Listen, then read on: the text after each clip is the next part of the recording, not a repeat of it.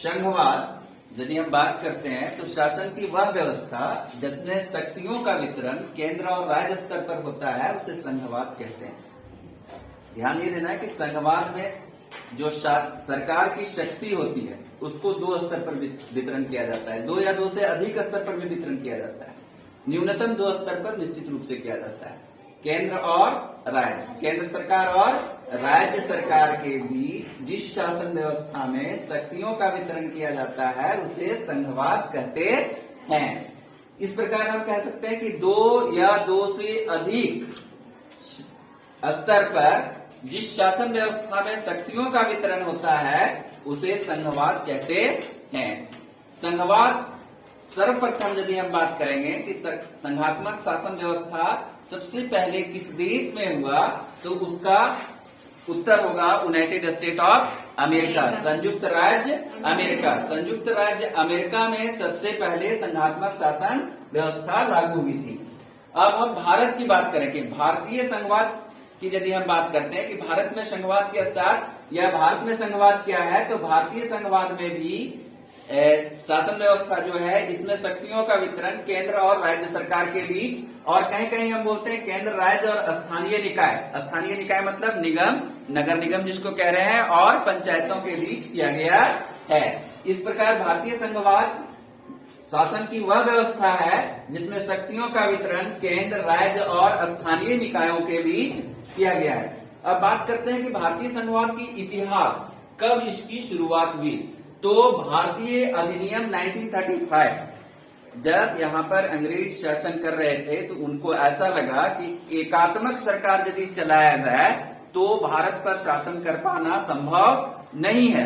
तो 1935 में उन्होंने भारतीय अधिनियम बनाया और इस अधिनियम के तहत उन्होंने शासन का विकेंद्रीकरण, शासन को बंटवारा करने का काम किया। केंद्र सरकार के पास क्या शक्तियां रहेगी और राज्यों के पास क्या रहेगी, इसको लेकर के उन्होंने भारतीय अधिनियम 1935 में काफी कुछ जिक्र किया है। और उसको जब भारत का संविधान बन रहा था तो उस अधिनियम की कुछ भागों को, कुछ इकाइयों को, जो अच्छी बातें थी उसको अपने संविधान में भी लिया गया है।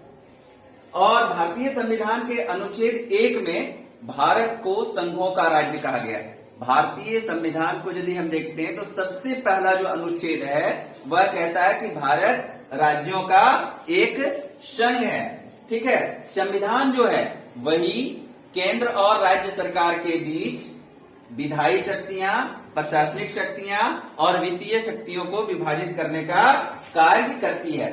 और संविधान के भाग और 11 और 12 में संघवाद से संबंधित विभिन्न बातों का उल्लेख किया गया है। संविधान का भाग 11 यदि हम देखते हैं तो यह बताता है कि केंद्र और राज्य किन किन विषयों पर कानून बना सकती है।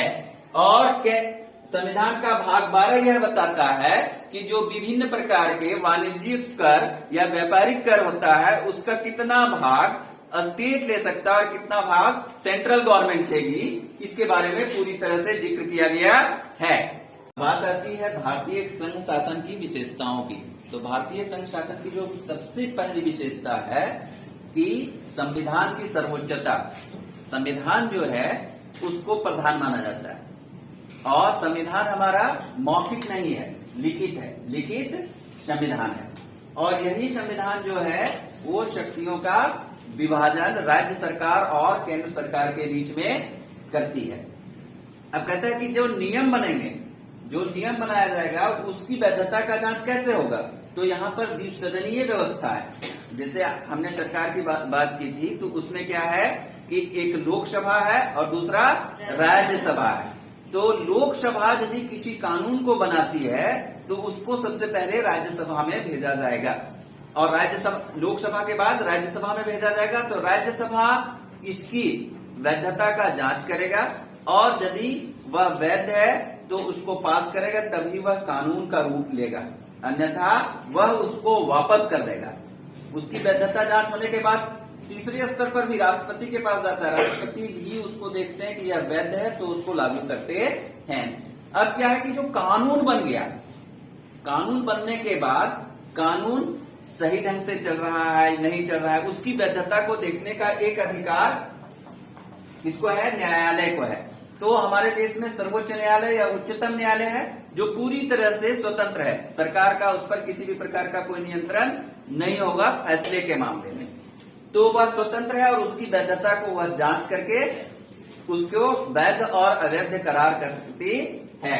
तो ये भारतीय संघ शासन की प्रमुख विशेषताएं हैं कि ये इसमें संविधान को सर्वोच्चता दिया जाता है, शक्तियों का विभाजन राज्य और केंद्र सरकार के बीच किया गया है, हमारा संविधान लिखित है, स्वतंत्र और उच्चतम न्यायालय है, यहाँ पर वैधता की जांच के लिए द्विसदनीय व्यवस्था है, दोहरी शासन प्रणाली है, पहला केंद्र सरकार के स्तर पर और दूसरा राज्य सरकार के स्तर पर। अब कहता है क्या कि भारतीय संघ में जो शक्तियों का वितरण किया गया है, कार्यों का जो बंटवारा किया गया है, उसके आधार पर उसको सूची बनाई गई है। तो जिन जिन विषयों के आधार पर एक है संघ सूची, दूसरा है राज्य सूची और तीसरा है समवर्ती सूची। संघ सूची वह सूची है जिसके कानून बनाने का अधिकार केंद्र सरकार को है और लागू करने की संपूर्ण जवाबदेही संघ सरकार की ही होती है, केंद्र सरकार की होती है। इसमें प्रतिरक्षा, परमाणु ऊर्जा, विदेशी मामले, युद्ध, शांति, बैंक, रेलवे, डाक, तार, संघ लोक सेवा आयोग जैसे 100 विषयों को शामिल किया गया है। आपको परीक्षा में कई तरह से पूछ सकता है कि सेना किस सूची के तहत आता है, तो सेना किस संघ सूची, ठीक है, बैंक, रेलवे, कुछ भी पूछा जा सकता है आपको, ठीक है। और सबसे बड़ा जो है कि संघ सूची में कुल कितने विषयों को सम्मिलित किया गया है, तो उसका उत्तर होगा 100, ठीक है। अब बात आती है राज्य सूची। वैसे विषय जिस पर कानून बनाने का अधिकार राज्य सरकार को है और लागू करने की संपूर्ण जवाबदेही राज्य सरकार को ही है, उसे राज्य सूची कहा जाता है। अब राज्य सूची में कृषि, पुलिस, जेल, स्थानीय शासन, भूमि, पशुपालन, राज्य लोक सेवा आयोग जैसे 61 विषयों को शामिल किया गया है। अब क्या है कि कुछ ऐसे विषय हैं जिसमें दोनों मिलकर के, राज्य सरकार और केंद्र सरकार दोनों मिलकर के नियमों को बनाने का काम और लागू करने का काम करती है। तो इसमें शिक्षा, वन, उत्तराधिकार जैसे कुल 52 विषयों को शामिल किया गया है। आपको परीक्षा में इसमें पूछ सकता है कि समवर्ती सूची में कुल कितने विषयों को शामिल किया गया है? 52 विषयों को, ठीक है। पशुपालन किस सूची के तहत आता है?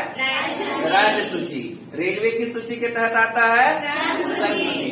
तो यह आपके क्लास के अनुरूप ये इतना ही पाठ है, इसको समझना